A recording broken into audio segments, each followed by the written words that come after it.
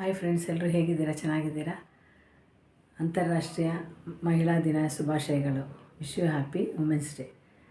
ನಮ್ಮ women's day ಅಂದ್ರೇ ಒಂದು ಶಕ್ತಿ, ಹೆಣ್ಮಕ್ಳು ಒಂದು ಶಕ್ತಿ ಅಂತ ಹೇಳ್ಬೋದು, ಒಂದು ಎನರ್ಜಿ ಅಂತ ಹೇಳ್ಬೋದು.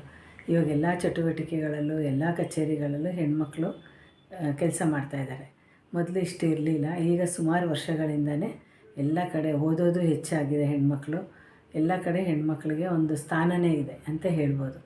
ಇದು ಫಸ್ಟು ಉತ್ತರ ಅಮೇರಿಕಾನಲ್ಲಿ ಶುರುವಾಗಿದ್ದಂತೆ. ಗಾರ್ಮೆಂಟ್ಸಲ್ಲಿ ಕೆಲಸ ಮಾಡ್ತಾಯಿದ್ದವರು ವೆಚ್ಚ ಕಡಿಮೆ ಕೊಡ್ತಾಯಿದ್ದಾರೆ ಅಂತ ಅವರು ಮುಷ್ಕರದಿಂದ ಶುರು ಮಾಡಿದ್ದಿದ್ದು. ಮಹಿಳೆಯರೆಲ್ಲ ಅವರು ಗಂಡಸರು ಪುರುಷರಿಗಿಂತ ನಾವು ಯಾವುದ್ರಲ್ಲೂ ಕಡಿಮೆ ಇಲ್ಲ, ಚೆನ್ನಾಗಿ ಕೆಲಸ ಮಾಡ್ತಾಯಿದ್ದೀವಿ, ನಮಗೆ ಸಂಬಳ ತುಂಬ ಕಡಿಮೆ ಕೊಡ್ತಾಯಿದ್ದೀರಾ ಅಂತ ಮುಷ್ಕರ ಮಾಡಿದ್ದಂತೆ ಶುರು ಇದರಲ್ಲಿ.